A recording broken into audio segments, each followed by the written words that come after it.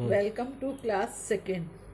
बच्चों, आज हम आपको आपकी पाठ्य पुस्तक वाटिका की पाठ एक कविता पढ़ाने जा रहे हैं, जिसका शीर्षक है सुबह हो गई।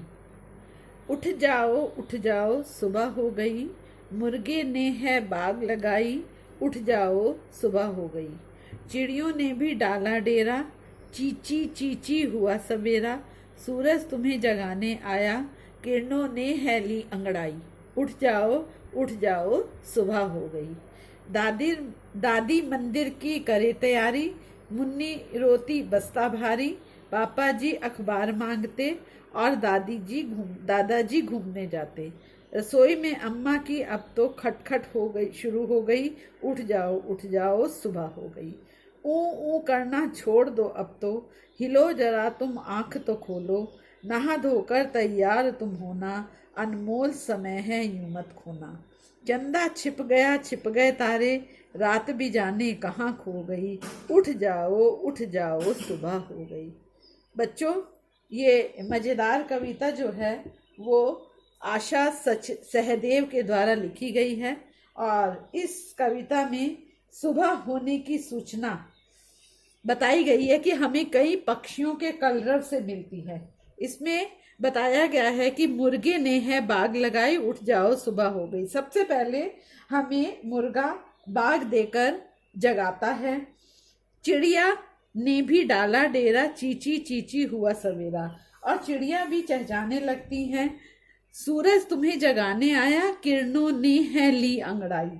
और इसके साथ ही साथ बच्चों, सूरज भी अपनी किरणों की रोशनी से इस संसार को प्रकाशित करके सुबह होने का संदेश देता है।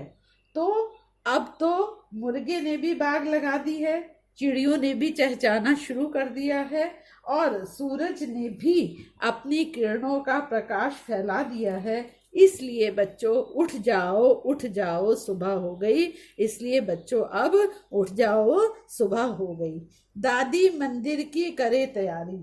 दादी जो है वो अब मंदिर जाने की तैयारी कर रही है, क्योंकि घर में सब लोग जाग चुके हैं। मुन्नी रोती बस्ता भारी, और मुन्नी अपना बस्ता भारी होने के कारण रो रही है।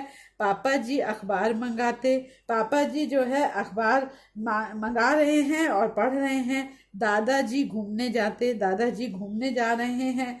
अम्मा ने रसोई में खटपट शुरू कर दी, अर्थात उन्होंने खाने की तैयारी शुरू कर दी है। उठ जाओ सुबह हो गई। बच्चों, अब तुम उठ जाओ, क्योंकि अब सुबह हो गई है। ऊ करना छोड़ दो अब तो, हिलो जरा तुम आंख तो खोलो। नहा धोकर तैयार तुम होना। बच्चों, अब तुम भी आंखें खोल दो, नहा धोकर तैयार हो जाओ। यह अनमोल समय है यूं मत खोना। चंदा छिप गए तारे, रात भी जाने कहाँ खो गई। यह अनमोल समय है, इसे व्यर्थ मत गवाओ। चंदा भी छिप गया है, तारे भी छिप गए हैं, रात भी जाने कहाँ खो गई है, क्योंकि अब सुबह हो गई है। इसलिए तुम उठ जाओ। बच्चों, ये कविता है ना मजेदार, क्योंकि सुबह जल्दी उठने का किसी का भी मन नहीं करता है। तो बच्चों, हमेशा समय का मूल्य समझो, और समय अनमोल है, इसे व्यर्थ ज्यादा सोकर बेकार मत करो। समय से उठकर अपने कार्यों में लग जाओ। अब बच्चों, इस कविता को आप पढ़ेंगे, और इस कविता की 8 लाइन आपको याद भी करनी है। अब सबसे पहले हम पाठ का आपको सारांश लिखवाएंगे। पाठ का सारांश है, इस कविता में समय का महत्व बताते हुए उसके सदुपयोग की प्रेरणा दी गई है। ये पाठ का सारांश है। इस पाठ में समय का महत्व बताते हुए उसके सदुपयोग की प्रेरणा दी गई है। इसके बाद हम शब्दार्थ लिखेंगे। शब्द है सुबह, सवेरा, उसका अर्थ होगा डेरा, जमकर बैठना। अनमोल, कीमती।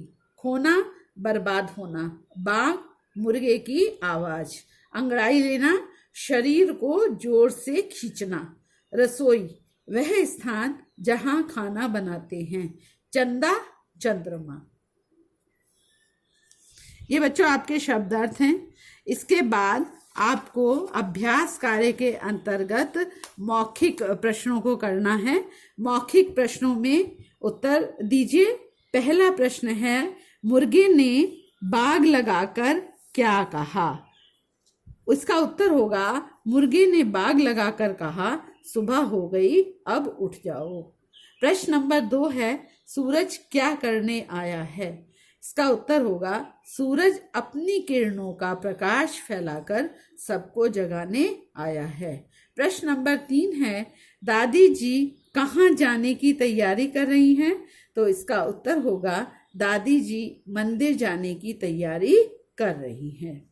बच्चों, इससे आगे आपकी बुक में ही है, किताब में, लिखित प्रश्न। ये आपको क्लास वर्क कॉपी पे करना है और इससे पहले जो मौखिक प्रश्न हैं वो भी आपको क्लास वर्क कॉपी पर करने हैं। सही उत्तर पर सही का निशान लगाइए। पहला प्रश्न इसमें है, पापा जी ने क्या मंगवाया? 3 विकल्प दिए गए हैं। आपको जो सही विकल्प है उस पर सही का निशान लगाना है। विकल्प है अखबार, बस्ता, खाना। तो पापा जी ने क्या मंगवाया था कविता में? अखबार। तो आप अखबार पर सही का चिन्ह लगाएंगे।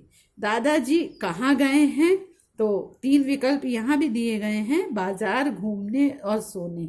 तो दादाजी कहाँ गए हैं? घूमने के लिए। तो घूमना यहाँ पर सही होगा, इसी को आप सही का निशान यहाँ पर लगाएंगे। अब अगला अभ्यास कार्य आपका है, मिलान कीजिए। यहाँ पर बच्चों कुछ चित्र दिए गए हैं, उन चित्रों को सही उनके साथ, व्यक्तियों के साथ मिलान करना है। सबसे पहला चित्र अम्मा का दिया गया है, जिनका कि संबंध रसोई से है। तो आप यहाँ पर रसोई घर बनाया गया है एक चित्र में। आपको इसको, अम्मा के चित्र को रसोई के चित्र से मिलान करना है। फिर पापा जी का बनाया गया है चित्र। पापा जी क्या पढ़ते हैं? अखबार। तो उसमें आपको अखबार के साथ मैच करना है, मिलान करना है। फिर है दादी जी। तो दादी जी कहाँ जा रही हैं? मंदिर। तो ये मंदिर का चित्र है। आपको दादी जी के चित्र को मंदिर के चित्र से मिलान करना है। फिर है दादाजी, और ये पार्क का चिन्ह दिया गया है, बागीचे का चिन्ह दिया गया है, वो चित्र दिया गया है। आपको दादाजी के चित्र को बागीचे के चित्र से मिलान करना है। अब है अगला अभ्यास कार्य, कविता की पंक्तियां पूरी कीजिए। तो पहला है आपका, चिड़ियों ने भी डाला डेरा। यहाँ पर चिड़ियों शब्द आएगा, चीची चीची हुआ सवेरा। खा में आएगा, नहा धोकर तैयार तुम होना, अनमोल समय है यूं मत खोना। तो यहाँ पर खोना शब्द को आप वो फिल करेंगे। फिर अगला अभ्यास है आपका, उत्तर लिखिए। तो पहला प्रश्न दिया गया है, रसोई में कौन काम कर रही है? तो रसोई में अम्मा काम कर रही है। प्रश्न नंबर 2 है, सुबह होने पर सबको क्या करना चाहिए? तो उत्तर इसका होगा, सुबह होने पर सबको नहा धोकर तैयार होना चाहिए। प्रश्न नंबर 3 है, मुन्नी क्यों रो रही है? उसका उत्तर होगा, मुन्नी रो रही है क्योंकि उसका बस्ता भारी है। तो ये प्रश्न, ये अभ्यास कार्य भी आपको क्लास वर्क कॉपी पर करना है। अगला अभ्यास है आपका, लिखो और सीखो। बच्चों, ये आपको शब्द दिए गए हैं और आपको इन्हीं शब्दों को फिर से लिखकर देखना है। तो जैसे सुबह दिया गया है, उसको आपको सुबह ही लिखना है। तो ये आपको अपनी होमवर्क कॉपी पर करना है। अब है आपका भाषा बोध। भाषा बोध में भी आपका दिया गया, इन चिन्हों को देखिए। तो बच्चों, ये जो चिन्ह दिए गए हैं, ये चिन्ह मात्राओं के हैं, स्वरों की मात्राएं हैं, और ये स्वरों के स्थान पर आने वाले चिन्ह हैं। इनको आप होमवर्क कॉपी पर करेंगे। स्वरों के स्थान पर आने वाले जो चिन्ह होते हैं वो स्वरों की मात्राएं कहलाते हैं, और ये जो है ये सब मात्राओं के चिन्ह हैं। इनको आपको अपनी होमवर्क कॉपी पर लिखना है और इन चिन्हों को आपको याद भी करना है। अगला अभ्यास कार्य है आपका, ये भी आपको होमवर्क में करना है। ये स्वर दिए गए हैं और आपको इन स्वरों की मात्राएं लिखनी है। जैसे आ की मात्रा है, उसका आपको चिन्ह बनाना है। छोटी ई है तो छोटी ई की मात्रा का चिन्ह बनाना है, बड़ी ई है तो बड़ी ई की मात्रा का चिन्ह बनाना है, ऊ है तो आपको ऊ की मात्रा का चिन्ह बनाना है। ये भी आपको अपनी होमवर्क कॉपी पर करना है। अगला अभ्यास कार्य है बेटा, पाठ में से इन मात्राओं वाले शब्द छांट कर लिखिए। तो ये आ का मात्रा दी गई है, तो आपको इससे संबंधित एक शब्द बनाना है। जैसे मैंने इसमें लिख दिया है सवेरा। अब बड़ी ई है तो अंगड़ाई, ऊ की मात्रा है घूमने, छोटी की मात्रा मंदिर, छोटे ऊ की मात्रा है सुबह और ए की मात्रा है जगाने। तो ये शब्द आपको इसमें लिखने हैं, ये आपको क्लास वर्क कॉपी पे करना है। इसके बाद आपको दिया गया है ई, बड़ी ई, बड़ा ऊ, ओ और छोटे ऊ की मात्रा लगाकर नए शब्द बनाइए। ये भी आपको क्लास वर्क कॉपी पर करना है। इसमें बच्चों पर शब्द दिया गया है और पर शब्द में आप बड़ी ई की मात्रा लगाएंगे तो परी शब्द बन जाएगा, जो कि इस चित्र से संबंधित है। फिर आपका यहाँ पर मर लिखा हुआ शब्द, मोर का चित्र दिया गया है, यहाँ पे आप ओ की मात्रा लगाएंगे तो आपका शब्द बन जाएगा मोर। यहाँ पर फल दिया गया है और चित्र फूल का बनाया गया है, तो यहाँ पर आप बड़े ऊ की मात्रा लगाएंगे तो बन जाएगा शब्द फूल।